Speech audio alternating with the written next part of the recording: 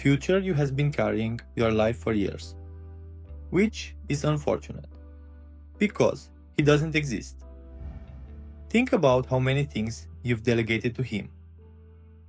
The workout, the business, the difficult conversation, the budget, the book sitting on your shelf, the thing you've been saying you'll start.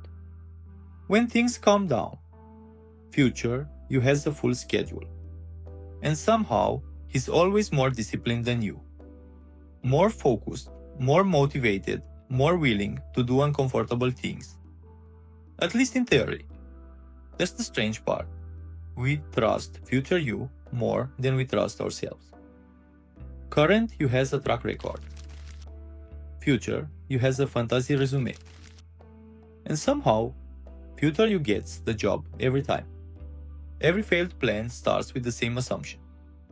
Tomorrow's version of me will handle it. Tomorrow's version of me will wake up early. Tomorrow's version of me will have more energy. Tomorrow's version of me will finally get serious. For some reason, one of the strangest things about getting older is realizing how many versions of yourself never actually happen. The January version. The Monday version. The after vacation version. The when things calm down version. You've met all of them. None stayed very long. And eventually, your reaction changes. You say, this time will be different. And it lands differently than it used to.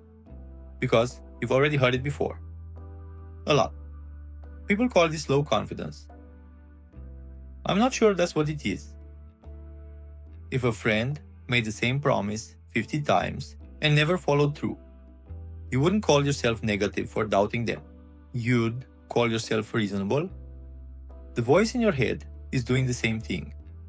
It's not asking, what do you want? It's asking, what usually happens? And that's a very different question. Because your mind doesn't remember your intentions. It remembers your averages. It remembers the pattern. The promises matter less than the prediction.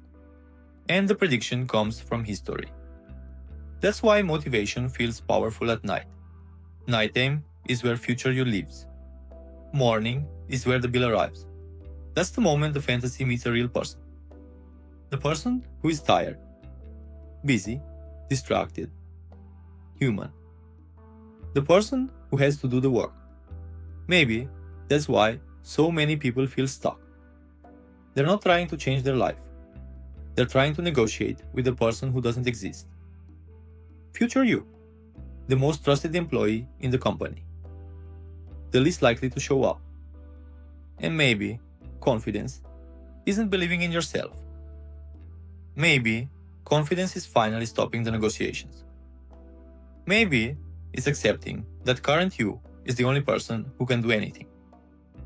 The only person who ever could. Because one day, something interesting happens. You stop making promises to the future. You start making decisions in the present. And slowly, the voice in your head stops sounding skeptical. Because it ran out of reasons not to believe you.